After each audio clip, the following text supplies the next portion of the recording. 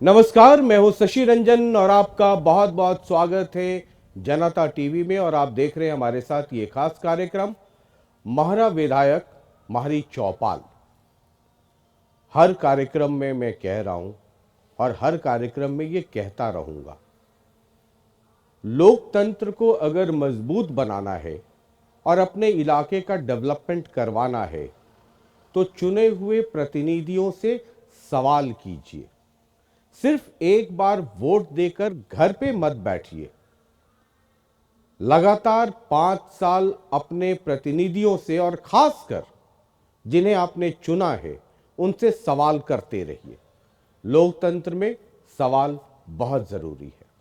इसी सोच के साथ जनता टीवी ने एक कार्यक्रम शुरू किया है, महरे विधायक महरी चौपाल, यानी अपनी चौपाल में बुलाकर चुने हुए प्रतिनिधियों से, और खासकर अभी जो हम सीरीज कर रहे हैं उसमें विधायकों को बुलाते हैं और हिसाब किताब सवाल जवाब हम करते हैं। आज हम हैं उस धरती पे जहां पर न्याय और अन्याय यानी अन्याय के विरुद्ध न्याय की लड़ाई हुई। ये वो धरती है जहां पर भगवान श्री कृष्ण ने अर्जुन को गीता का ज्ञान दिया था। कुरुक्षेत्र की लड़ाई हुई थी। इस सृष्टि का जब निर्माण हुआ तो ब्रह्मा जी ने एक सरोवर और 24 कोस की धरती का निर्माण किया था। जी हां, ये कुरुक्षेत्र है और हल्का थानेसर। आज इस चौपाल में थानेसर से कांग्रेस के सिंबल पे जीतने वाले अशोक अरोड़ा जी को बुलाएंगे और शुरू करेंगे उनसे सवाल और जवाब का ये दौर। लेकिन उसके पहले जरा ये छोटी सी प्रोफाइल देखिए।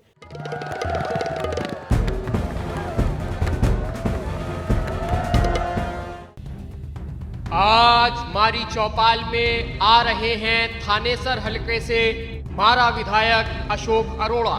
2024 के विधानसभा चुनाव में अशोक अरोड़ा ने अपने निकटतम प्रतिद्वंदी को 3,243 वोटों से हराया था। अशोक अरोड़ा 20 साल से अधिक समय तक भारतीय राष्ट्रीय लोक दल यानी इनेलो में रहे हैं। इस दौरान अशोक अरोड़ा ने 7 बार इनेलो की हरियाणा इकाई के अध्यक्ष पद की जिम्मेदारी निभाई है। अशोक अरोड़ा को हरियाणा के पूर्व मुख्यमंत्री ओम प्रकाश चौटाला का करीबी माना जाता है। अशोक अरोड़ा इनेलो की सरकार में मंत्री भी रह चुके हैं। अशोक अरोड़ा 2019 के विधानसभा चुनाव से पहले इनेलो छोड़कर कांग्रेस में शामिल हो गए थे। 2019 और 2024 का विधानसभा चुनाव अशोक अरोड़ा ने कांग्रेस के टिकट पर ही लड़ा था। हालांकि 2019 के चुनाव में अशोक अरोड़ा बीजेपी के सुभाष सुधा से मात्र 842 वोटों से हार गए थे। लेकिन 2024 के चुनाव में अशोक अरोड़ा ने सुभाष सुधा को 3000 से अधिक मतों से मात दी। आज मारा विधायक मारी चौपाल में थानेसर के विधायक अशोक अरोड़ा से होगा उनके काम का हिसाब किताब।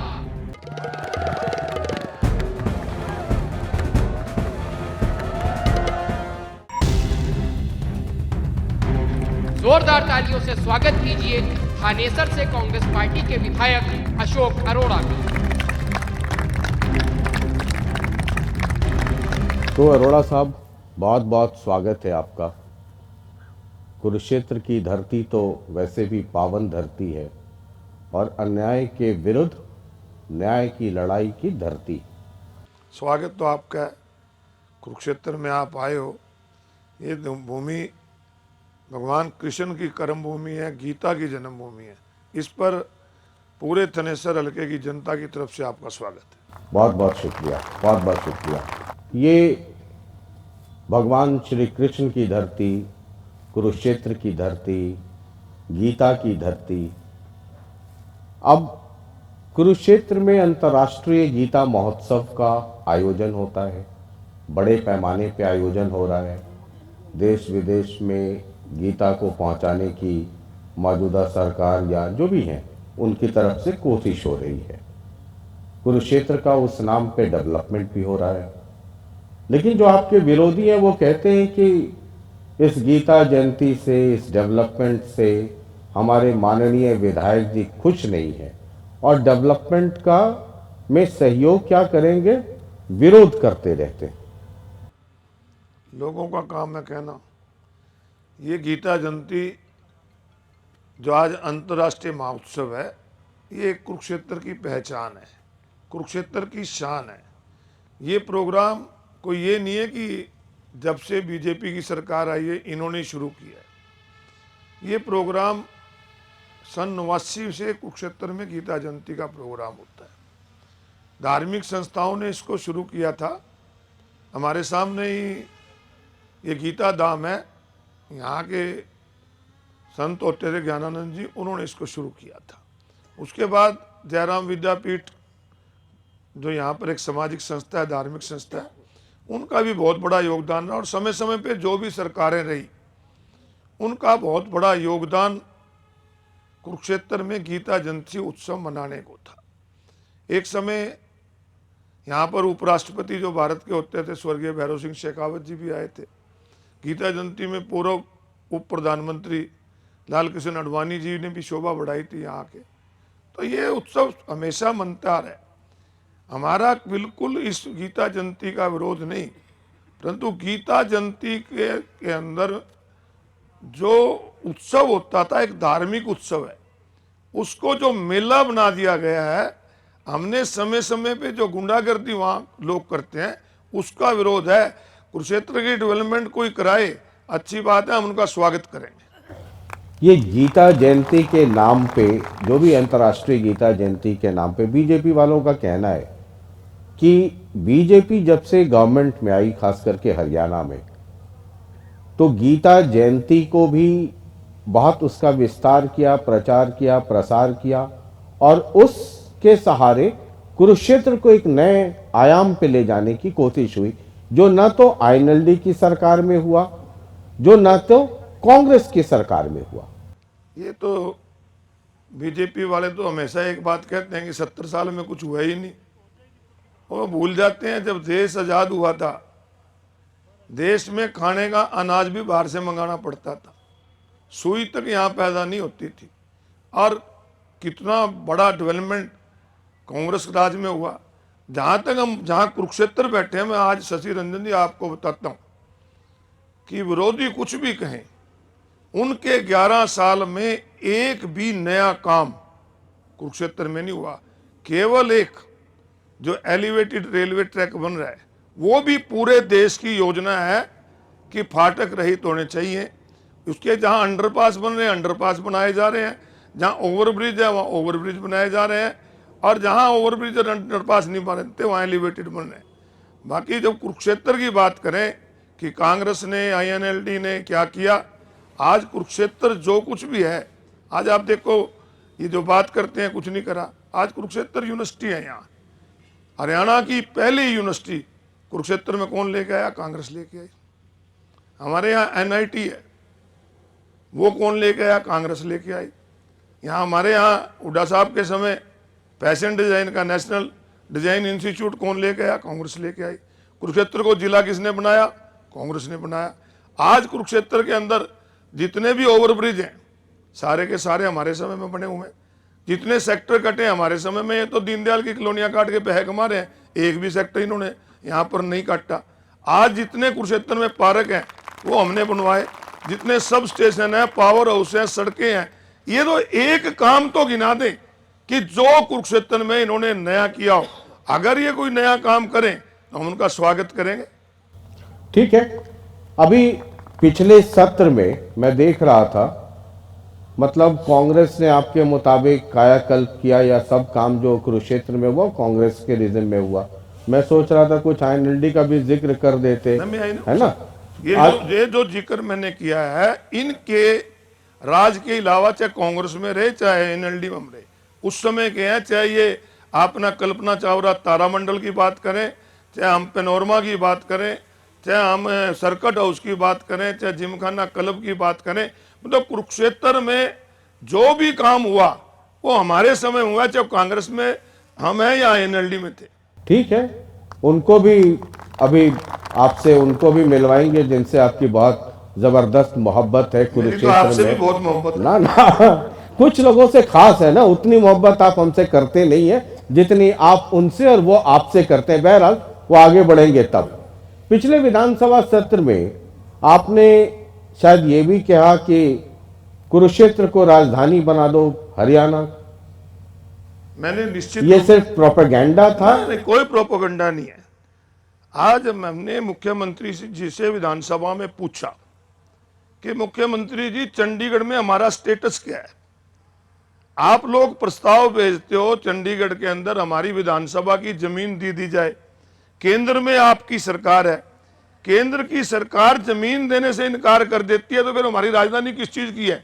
तो इसलिए मैंने कहा था, सभी विधायकों को कहा था और आपको भी कहता हूं और पूरी जनता को कहता हूं कि अब समय आ गया है कि केंद्र की सरकार पे दबाव डालकर अपने हिस्से का पैसा लें और कुरुक्षेत्र को हरियाणा की राजधानी बनाएं। समय आ गया। कुरुक्षेत्र क्यों? समय की पुकार है। कुरुक्षेत्र भगवान कृष्ण की कर्म भूमि है और कुरुक्षेत्र की जो भी राजधानी हो उसके लिए 3-4 चीजें देखने पड़ती है कि रेलवे की एक्टिविटी कैसी है, सड़क की कैसी है, पानी कैसा है। हर चीज में सबसे उत्तम अगर कोई हरियाणा प्रदेश में जगह है तो वो कुरुक्षेत्र है, इसलिए अभी तो मुख्यमंत्री भी इसी जिले से हैं। तो अब तो और भी जरूरी है कि मुख्यमंत्री जी यहाँ है तो मुख्यमंत्री जी को करना चाहिए।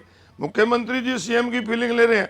कुरुक्षेत्र को सीएम की फीलिंग तो जब आएगी ना सीएम सिटी की, जब मुख्यमंत्री जी को यहाँ भरेंगे, कुरुक्षेत्र की राजधानी बनाएंगे। चलिए ठीक है, आप कह रहे हैं कि सीएम की फीलिंग तब आएगी जब कुरुक्षेत्र राजधानी हो जाए। सीएम को आ रही है, लोगों को नहीं आ रही ना, लोगों को भी आनी चाहिए। अच्छा, लोगों को नहीं आ रही या आपको नहीं आ रही है? मेरे को तो बहुत अच्छी तरह आ रही है फीलिंग। कुरुक्षेत्र की जनता ने 5वीं बार एमएलए बना दिया, एक इससे ज्यादा बढ़िया फीलिंग क्या हो। काहे का 5वीं बार एमएलए? फीता तो पुराने वाले ही काटते फिरते हैं, आप तो सिर्फ नाम नाम के विधायक रह गए हैं। जिसने तार दी लोई उसका क्या करेगा कोई। मतलब विधायक आप हैं, आप सुना कि घर से बैठ के है ना कुर्ता पैजामा कोट सूट पहन के रेडी रहते हैं कि अब जाना है फीता काटने, उधर पता चलता है कोई और फीता काट के चल दिया। कईयों का शौक होता है।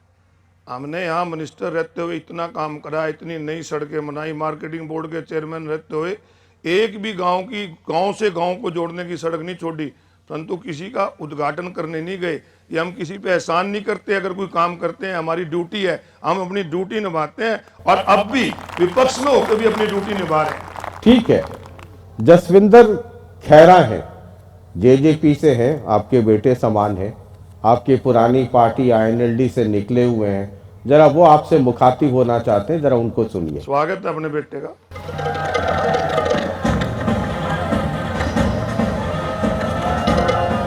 थानेसर विधायक से सबसे पहले तो मेरा ये क्वेश्चन है कि विधायक जी, आप पहले तो हमें ये बताएं कि आप असल में विधायक हैं या नहीं हैं, क्योंकि आए दिन अगर थानेसर के विकास कार्यों की बात करूं, वहां पर कोई उद्घाटन हो रहा है तो वो यहाँ का हारा हुआ विधायक कर रहा है। तो सबसे पहले तो आप हमें ये स्थिति स्पष्ट करें कि विधायक आप हैं या हारा हुआ जो यहाँ से रोज उद्घाटन अपने आप में कर रहे हैं, विधायक दिखाना चाहते हैं, वो विधायक है। सबसे पहले तो हमारा यही क्वेश्चन है।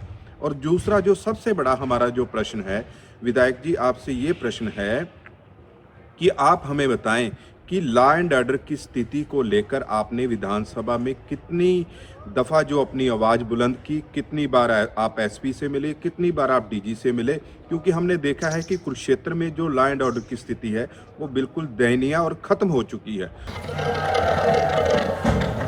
तो जो सवाल मैं कर रहा था वही जसविंदर जवाब दूं जी। बहुत अच्छे हमारे अजीज ने दोनों सवाल किए। देखो, प्रजातंत्र के अंदर जो प्रोटोकॉल होता है वो सबका बराबर होता है, चाहे वो एमपी हो, एमएलए हो, सत्ता पक्ष का हो, विपक्ष का हो। आज हरियाणा प्रदेश के अंदर जो नायब सैनी जी का बतौर एमएलए प्रोटोकॉल है वही बतौर एमएलए अशोक अरोड़ा का है। परंतु क्योंकि ये सरकार ये प्रजातंत्र को मानती नहीं, संविधान को मानती नहीं, यही कारण है शशि रंजन जी, पूरे देश में हरियाणा प्रदेश आपको एक ऐसा प्रदेश मिलेगा कि जहां पर प्रोक्सी एमएलए लगा दिए, जहां जहां बीजेपी के एमएलए हारे हुए हैं वहां पर दूसरे एमएलए की ड्यूटी लगा दी। तो अगर सरकार प्रोटोकॉल को नहीं मान रही सरकार अगर संविधान को नहीं मानती, प्रजातंत्र को नहीं मानती, तो मैंने पहले कहा था कि जिसने तार दी लोई उसका क्या करेगा कोई। पहले एक सवाल का तो मेरा ये उत्तर है। और दूसरा सवाल जो लॉ एंड ऑर्डर का है, उन्होंने चिंता जाहिर की, आज पूरे हरियाणा प्रदेश की चिंता है। हरियाणा प्रदेश की कानून व्यवस्था की स्थिति बहुत ज़्यादा खराब हो चुकी है। और रही मेरी बात मैंने विधानसभा में उठाने की, मैंने विधानसभा में जब हम काम रोको प्रस्ताव लेके आए थे लॉ एंड ऑर्डर पे, उस समय भी मैंने उस पर चर्चा में भाग लिया था। और लगातार इसके बारे में सरकार से कहते हैं कि आप लोग इसकी, क्योंकि ये हम सब की जिम्मेवारी है, प्रदेश की सुरक्षा हम सब की जिम्मेवारी है, परंतु ये सरकार बिल्कुल विफल रही है लोगों की जान माल की रक्षा करने में। और जहां हम बैठे हैं, इस शहर को सबसे शांति प्रिय शहर माना जाता है, यहाँ पर लोग रहना पसंद करते हैं, परंतु यहाँ भी मुख्यमंत्री जी का अपना हल्का है लाडवा। वहाँ के SHO का मैं एक दिन बयान पढ़ रहा था कि 9 लोगों को हमने सुरक्षा दी हुई जिनसे फिरौती मांगी जा रही है। तो हम तो चाहते हैं सरकार मजबूत करे, परंतु सरकार जो है, ये लाडवा के SHO ने कहा कि 9 लोगों को हमने लाडवा के अंदर सुरक्षा दी हुई है जिनसे फिरौतियां मांगी जा रही हैं। और इस शहर में बहुत लोग ऐसे हैं जो मंथलियां दे के आते हैं, लगातार आईलेट सेंटर पे गोलियां चलती हैं। किस प्रकार, यहाँ तो हमारे सामने केशव पार्क है जो थीम पार्क है, एक का सर काट के ले गए, आज तक सर का ही नहीं पता लगा वो कहाँ गया, सर नहीं अब तक मिला, उसका धड़ धड़ मिला है। इस प्रकार के रोज गोलियां हमारे यहाँ चलती हैं, ये बहुत चिंता का विषय है। और सरकार जो है वो केवल उत्सव मना रही है। सरकार को चाहिए कि अच्छी सुरक्षा दे। और आज हालात ऐसे हैं पुलिस के, आज 39% कांस्टेबल के पद खाली पड़े हैं हरियाणा प्रदेश के अंदर, तो सुरक्षा कैसे मिलेगी? उनकी चिंता जाहिर है, मैं जायज है, मैं अपनी चिंता उनके साथ जोड़ता हूं। और मैंने विधानसभा में बहुत बार इसके लिए आवाज उठाई। हर वक्त मैं कहता हूं कि किसी भी सरकार की सबसे बड़ी जिम्मेवारी होती है अच्छी शिक्षा, अच्छी चिकित्सा, अच्छी सुरक्षा। इन तीनों में सरकार फेल रही है। ठीक है, और आगे भी बातचीत करेंगे। एक मसला आपके खिलाफ, आपकी विधायकी के खिलाफ कोर्ट गया हुआ है। पूरे हिंदुस्तान में राहुल गांधी का झंडा बुलंद आप लोग कर रहे हैं कि वोट चोरी हो गई जी, वोट चोरी हो गई, अभी बिहार में वोट चोरी हो गई, हरियाणा में वोट चोरी हो गई। बीजेपी वाले कह रहे हैं कि थानेसर में वोट चोरी हो गई, NRI का वोट जो विदेश में बैठा है उसका वोट यहां पड़ गया। कोर्ट में आपकी विधायकी को चैलेंज किया गया है। पिछली बार 2019 में आपने चैलेंज किया था, उसका अब तक कोई फैसला आया नहीं। इस बार 2024 में आप पे ही लग गया कि कांग्रेस के दबंग नेता हैं अशोक अरोड़ा, चोरी कर लिया वोट, विदेश में बैठे हुए आदमी से वोट दिलवा दिया यहाँ। वैसे तो ये मसला कोर्ट का है, उस पर ज्यादा टिप्पणी तो नहीं करूंगा, परंतु जो कम से कम मुझे एक बात की खुशी है कि पूरे देश में तनेसर के विधायक को दबंग तो माना गया। मतलब मैं तो ये सोच रहा था कि कांग्रेस वाले कहते हैं वोट चोरी हो गई, यहाँ तो थानेसर में बीजेपी वाले कह रहे हैं वोट चोरी हो गई। कह नहीं रहे, मामला अदालत में है। मैं तो कह रहा अदालत के फैसले, अदालत का जवाब तो अदालत में देंगे, परंतु जो आपने शब्द कहे उसके बारे में है कि कम से कम यहाँ तो मानने लगे देश के लोग। ठीक है, अब जो अदालत में गए हैं, जिनसे आपकी बेइंतहा इश्क है, आप कह रहे थे ना कि आपकी मोहब्बत मुझसे भी है। मुझे ईर्ष्या रहती है कि आपकी मोहब्बत मुझसे उतनी नहीं है जितनी उस मोहल्ले में उनसे है। जरा उनको भी सुन लीजिए।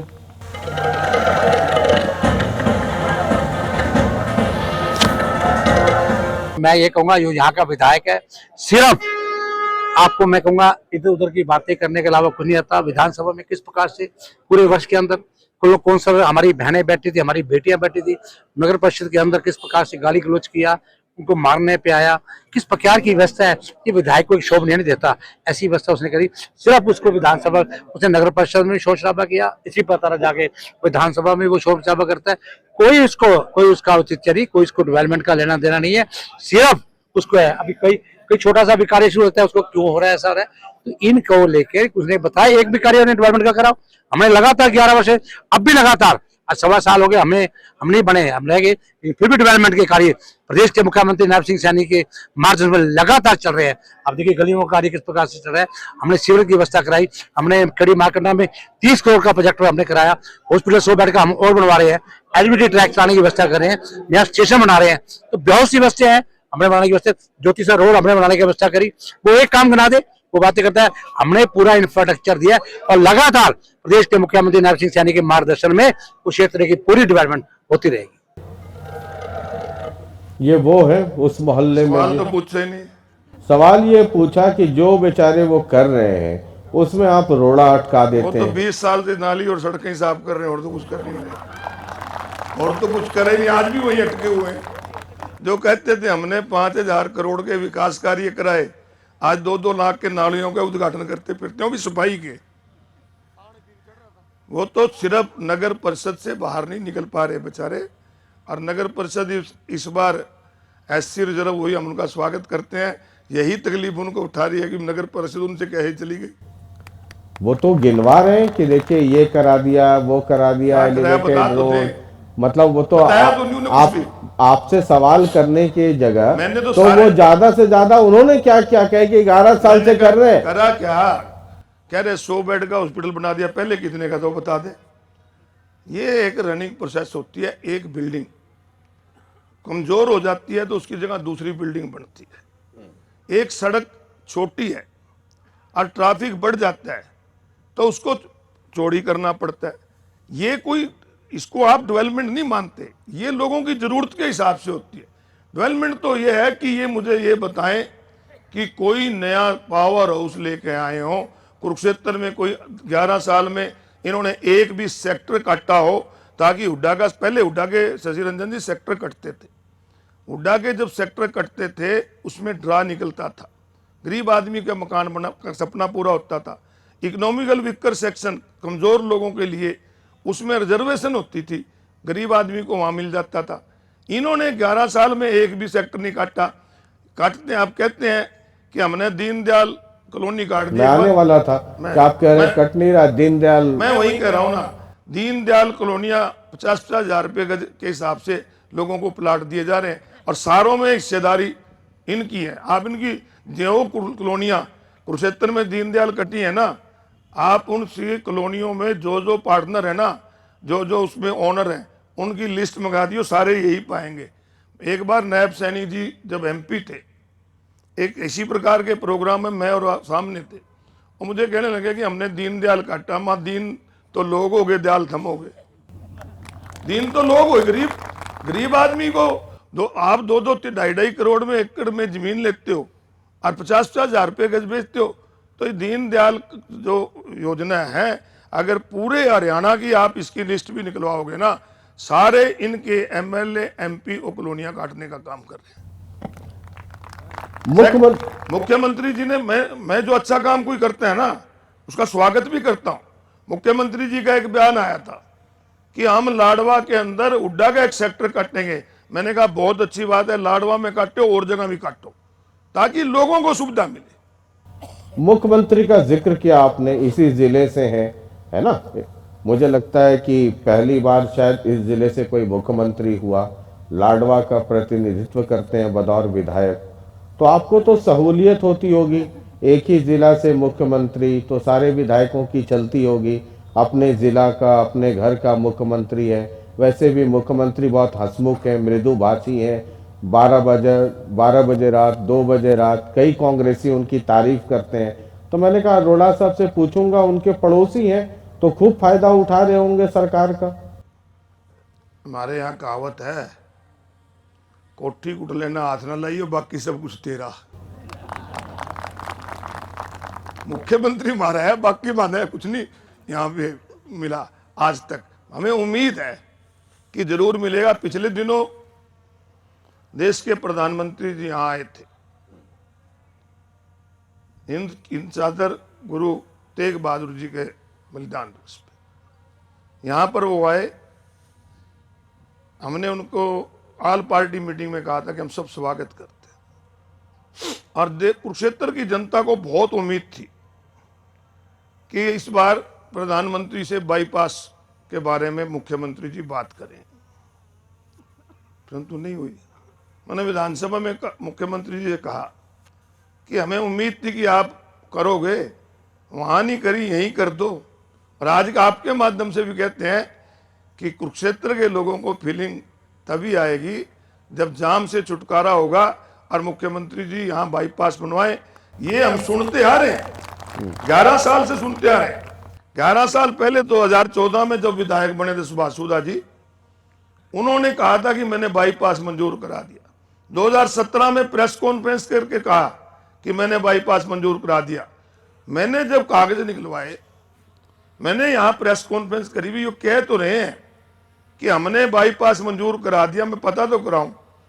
जब उसका मैंने पता कराया तो भारत सरकार की एक योजना है भारतमाला, तो भारतमाला 1 को जो था वो प्रोग्रेस में था, और जो हमारा बाईपास है ये डाला हुआ था भारतमाला 2 में, और वो 2024 तक भारतमाला 1 के टेक अप करने थे।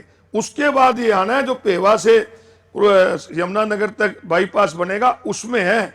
हमें 10 साल तक ये बताते रहे कि बनेगा बनेगा, अब जाके हमें थोड़ी उम्मीद हुई है कि ये बनेगा, जो हम जाके आवाज उठा रहे हैं।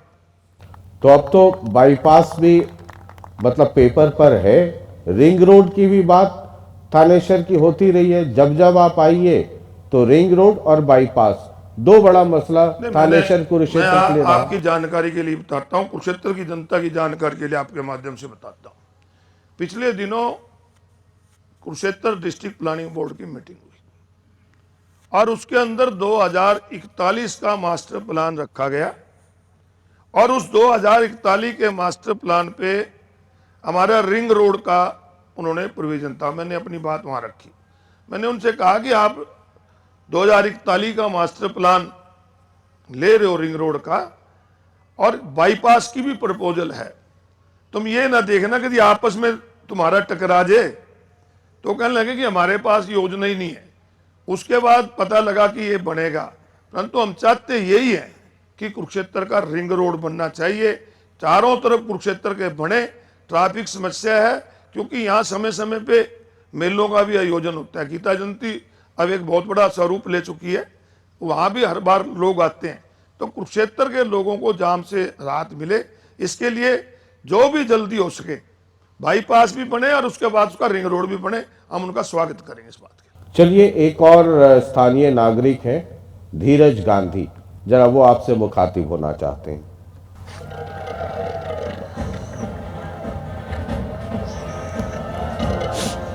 अरोड़ा साहब, जो ब्रह्म सरोवर के बैक साइड में जो गंद का ढेर लगा हुआ है, वो क्यों नहीं उठवाते, वो क्यों नहीं सफाई करवाते? एक तरफ तो लोकनायक जयप्रकाश हॉस्पिटल है और दूसरी तरफ ब्रह्म सरोवर है। इतने तीर्थ यात्री आते रहे हैं। अभी पीछे गीता जयंती महोत्सव था, तब भी इतने यात्री आए हैं। वहाँ बहुत बदबू रहती है, वहां से जाना ही वहां से निकला भी नहीं जाता। इसी में मेरा एक सवाल और जुड़ा हुआ है, आप जोड़ लो, दोनों इकट्ठे कर दो, कि डंपिंग साइट कुरुक्षेत्र हर दिन बड़े पैमाने पे अंतर्राष्ट्रीय स्तर पर इसकी पहचान बनती जा रही है, वक्त के साथ ये बड़ा होता जा रहा है। जैसे जैसे आबादी बढ़ेगी, जैसे जैसे लोग और आएंगे, कुरुक्षेत्र के लोग चाहते भी हैं कि पूरी दुनिया से लोग यहाँ आए। जो बुनियादी सुविधाएं हैं सफाई की, अब डंपिंग साइट को लेकर के एक उगाहपोह की स्थिति है। जब मैं कल घूम रहा था कुरुक्षेत्र में, कई लोगों ने मुझे बताया कि कभी यहाँ कभी वहां कभी वहां। क्यों नहीं पूछा? आपके मित्र आज विधायक रहते तो आज वाले कार्यक्रम में वो होते, उनसे तो 20 साल से नगर परिषद के अध्यक्ष थे, उनसे क्यों नहीं पूछा? मैं तो जवाब दूंगा, तो पूछना उनसे भी चाहिए था। उनसे भी पूछ लूंगा जब वो सामने होंगे। तो ये डंपिंग साइट को लेकर के क्या है? देखिए, जो धीरज गांधी जी ने उठाई बात, ये हमारे लिए कुरुक्षेत्र वासियों के लिए एक नरक की जगह बना दी थी इन्होंने। इसकी आवाज कुरुक्षेत्र डेवलपमेंट बोर्ड की मीटिंग हुई महामहिम राज्यपाल की अध्यक्षता में। माननीय मुख्यमंत्री जी वहाँ थे। वहाँ पे मैंने इस बात को जब उठाया तो मुख्यमंत्री जी ने उस समय की उपायुक्त थी यहाँ जो, उनको आदेश दिए कि 15 दिन के अंदर उठा लेनी चाहिए, नहीं उठी। फिर मैंने इसका विधानसभा में प्रश्न लगाया तो वो कहने लगे कि ये डंपिंग पॉइंट नहीं है, डंपिंग पॉइंट तो हमारा करनाल है, यहाँ तो हम शिफ्टिंग करते हैं। मैं शिफ्टिंग की कोई और जगह देख लो, ब्रह्म सरोवर, एक तरफ ब्रह्म सरोवर है, एक तरफ हॉस्पिटल है, साथ में यूनिवर्सिटी है, इसको क्यों तुम करते हो? तो उन्होंने कहा कि हम डंपिंग जो पॉइंट का इंतजाम करें। फिर कुरुक्षेत्र में मंत्री आते हैं नागर जी, ग्रीवेंसेस कमेटी की मीटिंग में कही, वो मेरे को ही कहने लगे कि डंपिंग जगह का इंतजाम तुम कर दो। अरे कॉलोनियां तुम काटो, जमीना तुम्हारे पे, अब डंपिंग जोन का पॉइंट मैं फिक्स करूँ, उसमें से किसी दे दो 1 किला, इसमें जो बन जाएगा उसमें डंपिंग जोन। तो ये इस सरकार की सबसे बड़ी विफलता है कि कुरुक्षेत्र के कूड़े के लिए अब तक डंपिंग पॉइंट ये तय नहीं कर पाए। हमने आवाज उठाई, हम विपक्ष में। और आपको एक और बता दूं, मेरा किसी पे एहसान नहीं है, मैं अपनी ड्यूटी करता हूं। 15 महीने में 4 बार विधानसभा का सेशन आया है, 4 बार में कोई एक दिन ऐसा नहीं, टोटल 20 या 22 दिन चला होगा जिस दिन कुरुक्षेत्र की और हरियाणा प्रदेश और देश के किसान की, मजदूर की, व्यापारी की, कर्मचारी की आवाज विधानसभा में ना मिली। आप जितने पॉइंट बाईपास की हमने मांग उठाई, हमने डांड रोड को 4 लाइनिंग करने की आवाज हमने उठाई, सेक्टरों की उठाई। और सबसे बड़ी समस्या यहाँ पर जब हमारे बेसहारा पशु हैं, जो आवारा कुत्ते और बंदरों की वजह से लोगों को परेशानी होती है, इस पे बकायदा ध्यानाकर्षण प्रस्ताव लाए। हमने आज मुख्यमंत्री जी मानते हैं कि धान घोटाला हुआ। मैंने पिछले सेशन में कहा था कि मुख्यमंत्री जी बहुत बड़ा धान का घोटाला हो रहा है, किसान को नमी के नाम पे लूटा जा रहा है, 500 से 600 रुपए क्विंटल का कट लगाकर काला दाने के नाम पे किसान को लूटा। आज ये स्वयं सेक्रेटरियों को सस्पेंड करते फिरते हैं। अगर समय रहते ये मेरी बात को मानते तो आज किसान की जो लूट है वो नहीं होती। और मैं आपके माध्यम से मुख्यमंत्री से मांग करता हूं कि जो भी दोषी लोग हैं उनके खिलाफ तो कार्रवाई करो ही करो, जिन किसानों को लूटा है उनका भी मुआवजा देके उनको भी भरपाई करो। ठीक है, आपने आवारा पशुओं का जिक्र किया, एक सज्जन है अनिल मिगलानी जी, वो भी आपसे बात करना चाहते हैं।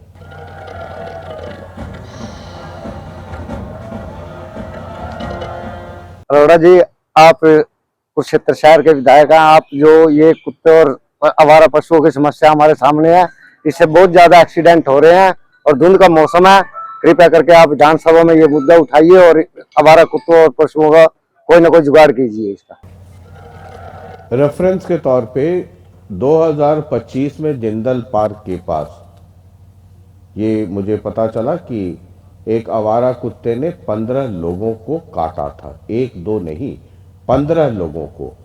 बावैन और शास्त्री नगर में बुरी हालत है आवारा पशुओं की वजह से।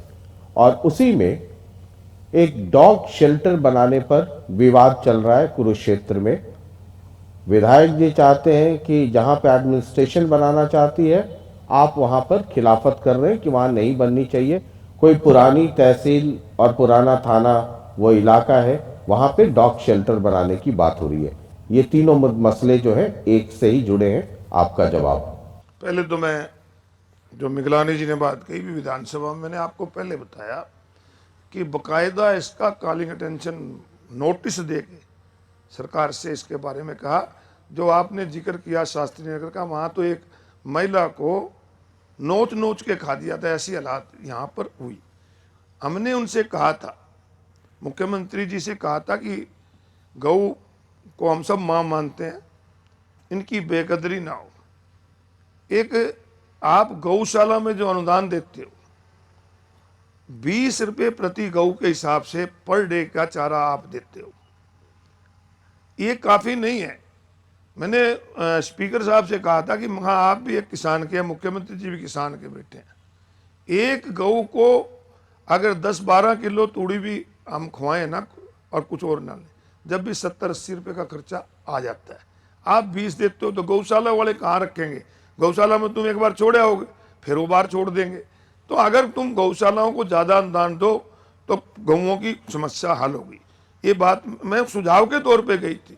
और दूसरा जो आपने ये डॉग डॉग शेल्टर, शेल्टर के बारे में कहा, ये माननीय सुप्रीम कोर्ट ने एक आदेश दिए थे कि डॉग शेल्टर बनने चाहिए हर शहर में, परंतु कुछ लोग फिर कोर्ट में चले गए और सुप्रीम कोर्ट ने ही अपना फैसला वापस ले लिया कि कुत्तों को बंद करके आप नहीं रख सकते, वो तो हो गया। परंतु जहां ये बनाना चाहते थे ना, मैं आपसे जरूर चाहूंगा कि एक बार उस जगह को आप देख लें। वो कुरुक्षेत्र के हार्ट ऑफ सिटी है, शहर के अंदर। मैंने उसका क्वेश्चन भी विधानसभा में लगाया था, वही तकलीफ हुई। मैंने जब विधानसभा में क्वेश्चन लगाया था कि मैंने कहा था कि जो हमारी पुरानी तहसील पुराना थाने की जगह है उसको डेवलप किया जाए, तो मंत्री माननीय विपुल गोयल जी का जवाब था कि फिलहाल हम इसकी चारदीवारी करेंगे, गेट लगाएंगे और उसके बाद इसको डेवलप करेंगे। मैंने उनसे कहा था कि हमारे जो रेलवे रोड है यहाँ पे ट्रैफिक की समस्या रहती है, बहुत बैंक है, आप एक बैंक स्क्वायर बनाओ, यहाँ पर शॉपिंग कॉम्प्लेक्स बनाओ। जब मैं ट्रांसपोर्ट मिनिस्टर होता था, ये जगह हमने हुड्डा को देने का निर्णय ले लिया था ताकि यहाँ पर एक अच्छा शॉपिंग कॉम्प्लेक्स बन सके। तो हम चाहते यही हैं, हम इस चीज के खिलाफ, हमारा इस चीज का विरोध नहीं है कि वो बनाना चाहते हैं कि और मैं रोकना चाहता हूं। वो जो अच्छा काम करेंगे उनका स्वागत करूंगा। मैं तो अपने, मेरे एक कल एमसी कह रहे थे कि आपने गली बनवाई, वो उद्घाटन कर गया। मैंने कहा करवान दे, एक चौपाल और है हमारे इलाके में जिनको वो रोकता है। मैंने पूछा यार क्यों रोकता है, कहते हैं रोड़ा का पत्थर न लग जाए। मैं तुम बनवा लो पत्थर, उसको लगा लो, मैंने क्या फर्क पड़ता है, पत्थर वो लगाए। पत्थर कोई हम किसी का कोई जो काम करते हैं, ये पत्थर लगाना कोई अच्छी बात नहीं है, लगाए हो, परंतु जो ड्यूटी है हम लोगों की वो निभा रहे हैं। और मैंने आपको बताया कि इस बार भी विधानसभा के सेशन में राइस मिल यहाँ से शिफ्ट हो रही है, हरियाणा से मध्य प्रदेश जा रही है, इसका कॉलिंग अटेंशन मैंने दिया। दादूपुर नलवी नहर जो हमारे इलाके के लिए एक जीवन रेखा है, जिसको इन्होंने बंद कर दिया, इनके फैसले को हाई कोर्ट ने क्वेश्चन कर दिया। इनका जो नोटिफिकेशन था उसको डीनोटिफाई कर दिया। मैंने कॉलिंग अटेंशन लगाया कि अब हाई कोर्ट ने भी हमारे हक में फैसला करा है, इसको भी आप लगाने का काम करें। मैंने धान घोटाले पे भी कॉलिंग अटेंशन लगाया और मैंने एक और कॉलिंग अटेंशन लाया जो सबके लिए एक बहुत जरूरी था कि आज हरियाणा प्रदेश में जो इकोनॉमिकल वीकर सेक्शन के लोग हैं उनकी जो इनकम है वो 6 लाख रुपए, जबकि सेंट्रल गवर्नमेंट की 8 लाख है, राजस्थान में 8 लाख है। पिछले दिनों मुख्यमंत्री जी ने बैकवर्ड क्लास की जो क्रीमी लेयर थी, जो पहले 8 होती थी, 8 से 6 इन्हें कर दी थी, इन्होंने फिर 6 से 8 कर दी। हम स्वागत करते हैं। हमने कहा कि अब क्योंकि आप खुद मानते हैं कि प्रति व्यक्ति आय बढ़ रही है, तो जो आर्थिक रूप से कमजोर लोग हैं उनकी आय भी 6 की बजाय आप 8 करें ताकि ज्यादा लोगों को इसका लाभ मिल सके। इसके ऊपर भी मैंने कॉलिंग अटेंशन लगाई। ठीक है, एक और सज्जन है, हिंदुस्तान से हैं, कुरुक्षेत्र से हैं, सुमित हिंदुस्तानी नाम है, सुनिए जरा।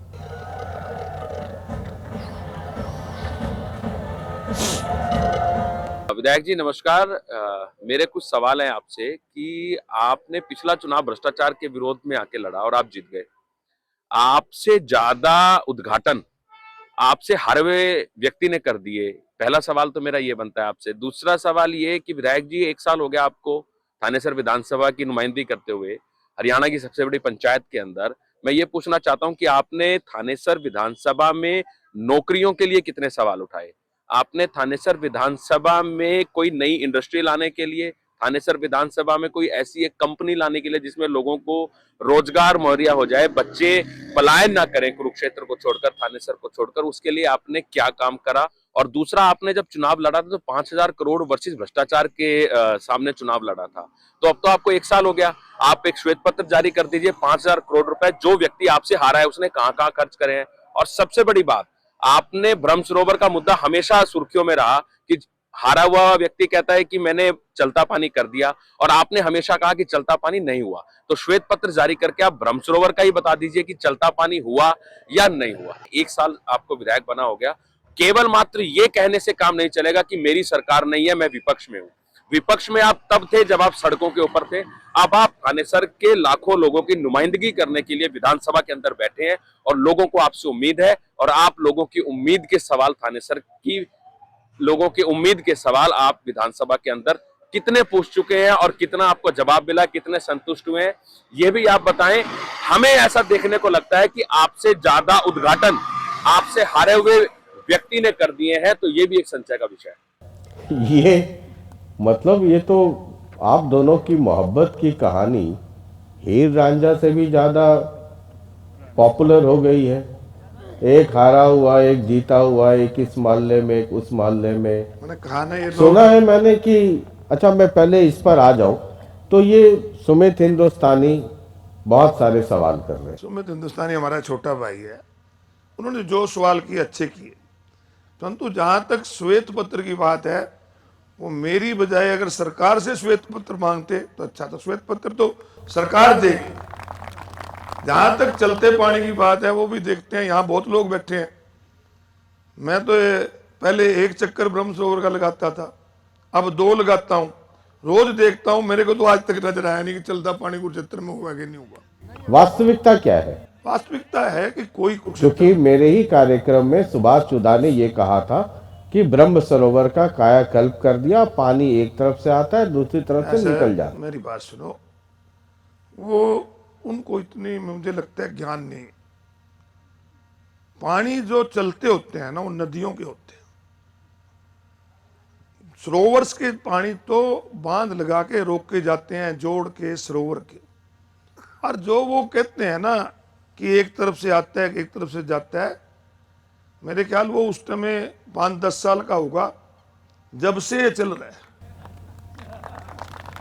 आपको मैं दिखा के लाता हूं कि ब्रह्म सरोवर का जो किरमत रोड वाला एरिया है, वहां से हमारा जो नरवाना ब्रांच है, वहां से पानी आता है, और जो निकलने का पानी होता है, ये यहां से स्नेह सरोवर के बीच में से नाले से निकल के जाता है। ये आज का नहीं है, ये मुझे लगता है कि 40 साल पहले जब ब्रह्म सरोवर बना था, ये चैनल उसी समय का है। और ये पानी साफ रहे, स्वच्छ रहे, इसके लिए हम हमेशा आवाज उठाते हैं। आपके सामने स्नेह सरोवर है, यहाँ पर सोच का सीधा पानी अंदर जा रहा था, तो हमने केडीपी के सामने धरना देकर भी उसे बंद करवाया था, और मुख्यमंत्री जी से कहा था कि ये सबसे पवित्र स्थान है अब केडीपी की मीटिंग के अंदर, और इसको आप हरमंदिर साहब के जाएं, वहां पर मशीनें लगी हुई हैं पानी को साफ करने की। तो उन्होंने पब्लिक हेल्थ के अधिकारियों को आदेश दिए थे कि आप जाकर अमृतसर देख के आओगे और वही मशीन यहां पर लगेगी। ये बात भी हमने उसमें उठाई थी। आपके पीछे ये जंगल बना हुआ है, सफेदे लगे हुए हैं, हमने कहा था ये शहर के बीच में जगह है, यहाँ पर एक सुंदर पार्क बनाओ, यहाँ पर पार्किंग अच्छी हो, यहाँ पर कोई बड़ा शेड पड़ो जिसपे आयोजन हो।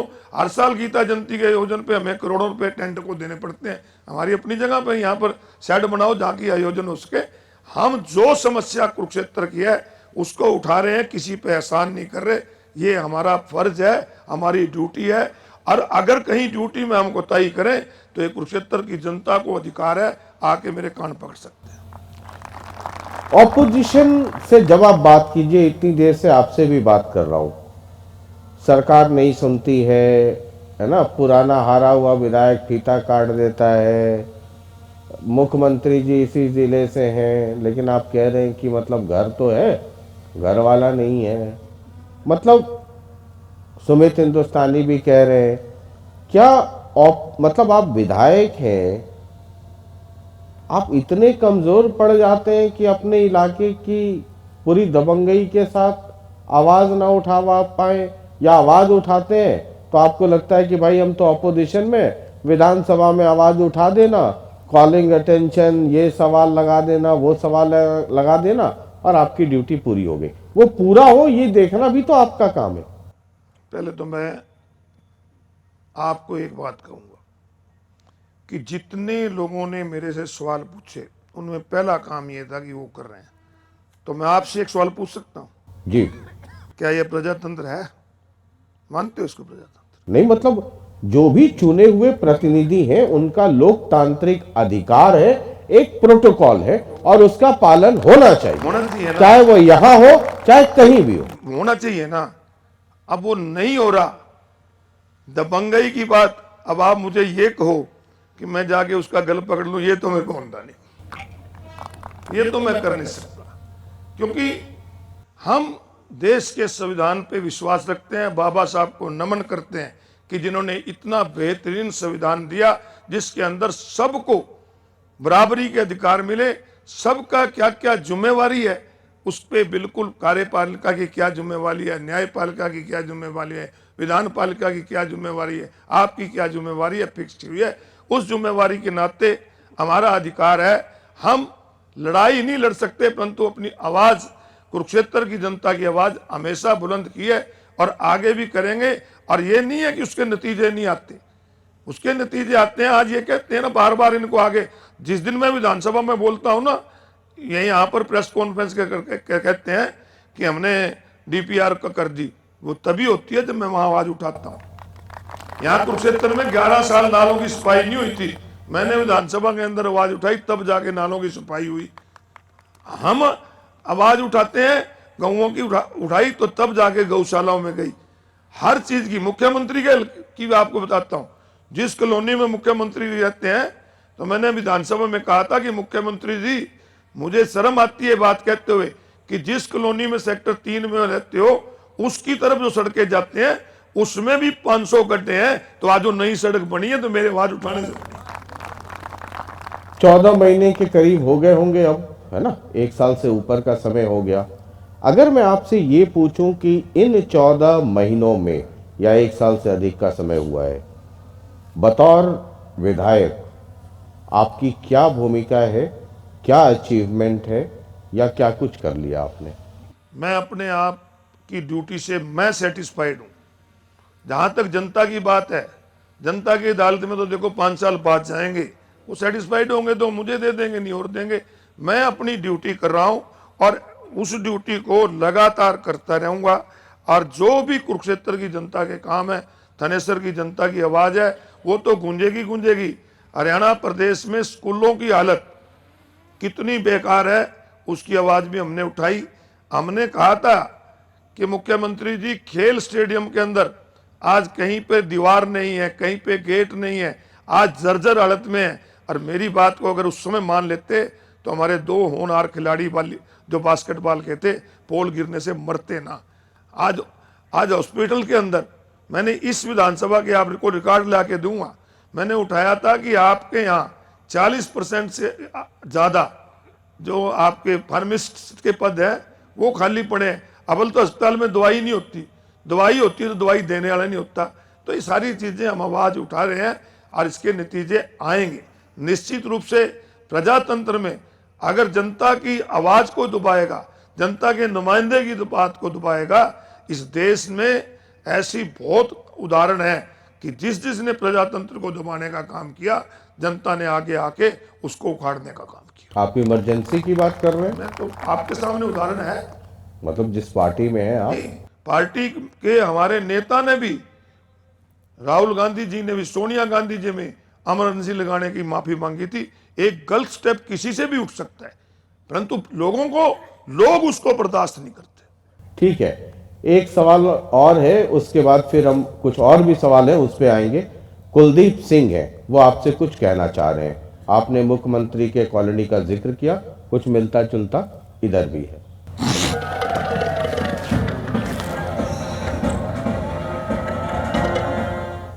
सर, कुरुक्षेत्र की सड़कों की हालत बहुत ही खराब है। आपको विधायक बने 1 साल से ऊपर होने वाला है, इनका जल्दी ही मुद्दा उठाया जाए, जिनके कारण एक्सीडेंट और आने जाने वाले को बड़ी विपत्ति का सामना कर पड़ रहा है। इसलिए आपसे यही निवेदन है कि आप सड़कों का जल्द ही ठीक कराने की कुछ सोचिए।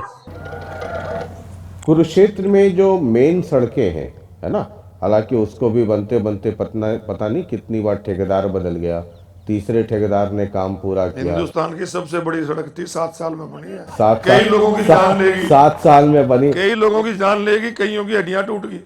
तो मैं आपसे ये समझना चाह रहा था कि कॉलोनियों की जो सड़कें टूटी हुई हैं, कई कॉलोनियां हैं। तो मुख्यमंत्री जी वाले सेक्टर 3 की आपको चिंता थी, ये कुलदीप भाई वाले कॉलोनी की चिंता नहीं है? अरे उनकी भी आवाज उठा दीजिए, बनवा दीजिए। और इसी के साथ कुरुक्षेत्र की एक बहुत बड़ी जरूरत बन गई है और आने वाले समय में वो बहुत बड़ी समस्या होगी, वह है पार्किंग, सिस्टमैटिक पार्किंग। अगर आप कुरुक्षेत्र को पूरी दुनिया के नक्शे पे देखना चाहते हैं तो उसके लिए इंफ्रास्ट्रक्चर तैयार करना पड़ेगा। सड़कें, जो इंटरनल सड़कें हैं कॉलोनियों की, सिर्फ मुख्यमंत्री जी जहां रहते हैं वो वाली नहीं, उसके अलावे भी देखा कीजिए। मतलब मुख्यमंत्री जी की कॉलोनी वाली ठीक हो गई, आपके वाली कॉलोनी की ठीक हो गई, आपके पड़ोसी जिनसे बेइंतहा इश्क है सुभाष सुधा जी, उनके सामने वाली ठीक हो गई, कुलदीप जी वाली भी ठीक करवा दीजिए। पहले तो मैं आपको एक बात बताना चाहता हूँ कि जो मेरी सड़क का जिक्र किया ना, मेरी तो रिपेयर करने से भी रोक लगा रखी। तो पहले ही आपने इतनी तगड़ी बनवा दी कि अभी रिपेयर में, मतलब रिपेयरिंग की अभी ज्यादा जरूरत है नहीं। बाकी कुलदीप की हो, पूरे शहर की हो, ये हमारी जिम्मेवारी बनती है। और मैं लगातार विधानसभा की सब कमेटी है, गवर्नमेंट एश्योरेंस कमेटी, उसमें लगातार पीडब्ल्यूडी के अधिकारियों को बुलाता हूं और मैं मार्केटिंग बोर्ड के अधिकारियों को। आज आपको एक बात बता देता हूं कि थानेसर हल्के की सड़कें, शहर की सड़कें या हो ठीक है, उन पर रिपेयर की भी जरूरत है, परंतु जितनी सड़कें नई मैंने इसमें बनवाई ना, मेरे पड़ोस में नीलोखेड़ी हल्का है जहां से बीजेपी का एमएलए है, वो भी इतने नहीं बनवा पाया जितनी मैंने यहाँ ठीक करवा दी है। वहां नहीं हुई, क्यों? मेरा आसान नहीं है, परंतु क्या है कि एक सिस्टम है, कई बार हो जाता है, कोई ठेकेदार भाग जाता है, कोई रह जाता है। हमारे यहाँ तो हमने एक सड़क जो पहले बनी हुई थी 4 लाइन, उसको 6 लाइन के नाम पे हजारों तो पेड़ काट दिए, 7 साल में 23 लोगों की जान ले ली, उसको भी धरना दे के हमने ही बनवाया था।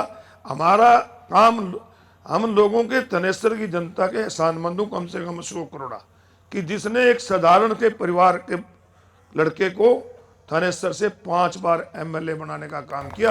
मेरा तो एक फर्ज है, मैं तो इनकी जितनी सेवा कर सकूं उतनी थोड़ी है। ठीक है, एक सवाल कि 1 साल से आधे से ज्यादा का वक्त हो गया, 4 साल से कम का वक्त रह गया जब दोबारा चुनाव होंगे, ये 5 साल का टेन्योर है। थानेसर की क्या तस्वीर देखते हैं, आपकी प्रायोरिटीज क्या हैं आने वाले इस टेन्योर के लिए, ये जो 5वीं बार आप बने हैं? बहुत बढ़िया बात आपने की, आपने इससे पहले एक बार की थी। देखिए, किसी भी शहर को आप डेवलप करना है, उसका प्लानिंग होनी चाहिए, और उसके बारे में मैं लगातार प्रयास में हूं कि जो आपने पार्किंग का जिक्र किया, मैंने पहले कहा कि जो ये 3 एकड़ जगह शहर के अंदर है, इसमें पार्किंग बन सकती है। ये पीछे आपके 60 एकड़ से ऊपर जगह है हमारे पास, यहाँ भी पार्किंग बन सकती है। और मैंने जो विधानसभा पिछली बार एक क्वेश्चन लाया था, सेक्टर 10 में पार्किंग बने, वो बननी शुरू हो चुकी है। और हमारा जो कुरुक्षेत्र के, जो मेरी इच्छा है, जो कुरुक्षेत्र का प्लान है, नंबर 1 पे तो मैं चाहता हूँ कि कुरुक्षेत्र का जो पीने का पानी है वो पानी अच्छा मिले। अब पिछले दिनों एक रिपोर्ट आई थी कि 19 जिले ऐसे हैं हरियाणा के अंदर जहां नीचे का पानी खराब हो चुका है, उसकी वजह से गंभीर बीमारियां फैली हुई हैं। तो मैंने जो हमारे यहाँ मिनिस्टर हैं पीडब्ल्यूडी के, पब्लिक हेल्थ से, मैंने उनसे मिलकर भी लिख के दिया है कि कुरुक्षेत्र के लिए पीने के पानी की व्यवस्था नहरी पानी से की जाए, जो पानी एक अच्छा पानी आए उसकी वो यहाँ पे व्यवस्था हो। इसके साथ साथ कुरुक्षेत्र के बाईपास का जिक्र आया, वो हमारे लिए एक जीवन रेखा है, क्योंकि हम हर समय जाम में यहाँ पे रहते हैं। तीसरी, एक साथी ने कहा था रोजगार की बात, सुमित हिंदुस्तान की, तो रोजगार यहाँ पर होना चाहिए। यहाँ पर मेन रूप से राइस इंडस्ट्री है, और राइस इंडस्ट्री ही यहाँ से आपके मध्य प्रदेश जा रही है, तो यहाँ पर जो है वो भी खत्म हो जाएगा। उसके लिए भी प्रयास कर रहे हैं। और अगले विधानसभा सेशन में मैंने इस बार क्वेश्चन लगाया था, परंतु क्योंकि 15 दिन का समय होता है, सरकार ने 15 दिन का समय विधानसभा के सेशन के ही 14 दिन दिया, वो क्वेश्चन नहीं लगा। कुरुक्षेत्र के नज़दीक, चाहे वो लाडवा विधानसभा क्षेत्र में बने, चाहे आपके शाहबाद में बने, पेवा बने, क्योंकि थानेसर के साथ लगते 8-10 किलोमीटर में तीनों कॉन्स्टिट्यूंसी आ जाती है। एक IMT जरूर बने ताकि यहाँ पर इंडस्ट्री आए, बच्चों को रोजगार मिले। इसकी आवाज़ उठाएंगे, कुरुक्षेत्र के लोगों को लेकर मुख्यमंत्री जी से मिलेंगे। इस प्रकार की प्लानिंग हम कुरुक्षेत्र को लेकर चल रहे हैं। पीने के पानी अच्छा मिले, सड़कें अच्छी मिले, बाईपास मिले, IMT बने, इस प्रकार की सुविधा लें। हमारे यहाँ तो जो ये कहते हैं ना कि कितने काम कर दिए, इन्होंने यहाँ पर 2015 में जब मनोहर लाल जी मुख्यमंत्री थे, पिपली के बस स्टैंड को ये कहा था कि हम इसको बहुत बड़ा बस स्टैंड बनाएंगे, आज तक बस स्टैंड नहीं बना पाए। एक ये जरूर कहते हैं हमने आयुष यूनिवर्सिटी बना दी।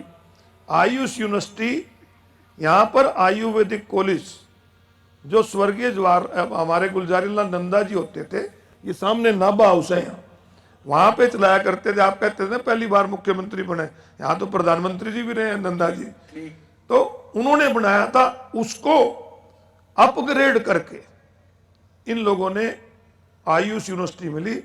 यहाँ पर पतुपुर पंचायत के बहुत लोग बैठे हैं जिन्होंने 2017 में 100 एकड़ जमीन पंचायत ने आयुष डिपार्टमेंट को दी, आज तक उसकी 4 द्वारी भी पूरी नहीं कर पाए, और नियमों के मुताबिक तो 8 साल में जमीन वापस चली जाती है। ये हालात है इनके। कुरुक्षेत्र के प्रति इनकी जो सोच थी ना, इस बात को दर्शाती है।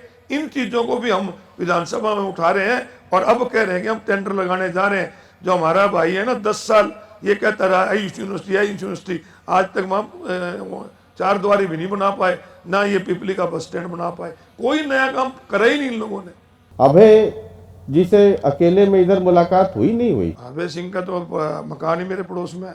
तो INLD में पूरी कोशिश चल रही है। उधर आपके पुराने मित्र रामपाल माजरा प्रदेश अध्यक्ष है, जिस कुर्सी पे कभी आप हुआ करते थे। INLD की पुरजोर कोशिश कर रही है घर वापसी की, वापस INLD को तो संगठन को खड़ा करने का। चंडीगढ़ वाला घर उसके पड़ोस में ही है। तो मतलब सवाल ये है कि INLD में घर वापसी की कोशिश हो रही है, बहुत सारे लोगों को वापस लिया जा रहा है, बुलाया जा रहा है, निमंत्रण दिया जा रहा है, तो वो अशोक अरोड़ा जो इतने दिनों तक प्रदेश अध्यक्ष रहे, तो कुछ मन हिलता है, डुलता है कि एक बार फिर वही हरी पगड़ी? अशोक अरोड़ा का मन इतना चंचल नहीं है। अशोक अरोड़ा फिर जहां रहा, अरोड़ा साहब पुरानी मोहब्बत ही होती है। मेरा भाई है, मित्र है, मेरे किसी के साथ व्यक्तिगत कोई टकराव नहीं है। मुझे उस पार्टी में था तो पूरा सम्मान मिला, मैं जहां रहा पार्टी के प्रति वफादार रहा। आज मैं कांग्रेस पार्टी के अंदर, और मुझे बड़ा अपने आप पे फक्र है, कांग्रेस के नेताओं पर मैं धन्यवाद करता हूं कि मैं इतने साल उनके विरोध में रहने के बाद कांग्रेस पार्टी में गया। आज कांग्रेस का छोटे से छोटा कार्यकर्ता और बड़े से बड़ा नेता आज अशोक अरोड़ा का सम्मान करता है, इसलिए मैं बहुत खुश हूँ। वालों की पार्टी, हर व्यक्ति, हर नेता अपनी पार्टी को बढ़ाना चाहता है, और अच्छे आदमियों की हर आदमी को जरूरत होती है, वो प्रयास कर रहे हैं। परंतु आज जो लड़ाई है ना हरियाणा प्रदेश और इस देश में, बीजेपी और कांग्रेस की, और कोई नहीं है, बाकी तो वोट काटू है। अच्छा, मतलब INLD, JJP सब उसी कैटेगरी में? आपको पता तो है, मेरे से क्यों पूछते हो? आप इतना मुझे होशियार क्यों समझते हैं? सारी टिकटें, अरे ये आपका, सारी टिकटें उनकी बीजेपी वाले बांटते हैं। आपके कुरुक्षेत्र से ही अभय चौटाला आपके मित्र लोकसभा चुनाव लड़ रहे हैं। मेरा भाई है, मित्र है। मैंने मेरे पड़ोस में जब प्रोफेसर संपत सिंह ने ज्वाइन किया, तो प्रोफेसर संपत सिंह के जो सम्मान में भोज था वो भी मेरे फ्लैट में ही था। वो कोई बात नहीं है। जहां तक बात है सिद्धांतों की, आज बीजेपी सरकार लोगों को, युवाओं को रोजगार देने में विफल रही है। आज बीजेपी सरकार किसान को भाव देने में विफल रही है। आज बीजेपी सरकार अच्छी शिक्षा, अच्छी चिकित्सा, अच्छी सुरक्षा देने में विफल रही है। आज बीजेपी सरकार नशे को रोकने में विफल रही है, हर चीज में बीजेपी सरकार विफल है, और बीजेपी को रोकने का कोई विकल्प है तो केवल और केवल हरियाणा प्रदेश में कांग्रेस पार्टी। आखिरी सवाल, आपने अभी कहा कि आईएनएलडी की टिकटें बीजेपी तय करती हैं, आईएनएलडी की टिकटें मतलब बीजेपी वाले, आप पूछ के मेरे उनको सारों को मेरे पीछे ला दोगे, अभी व्हाट्सएप को मेरे खिलाफ कर लिखनी शुरू हो गई।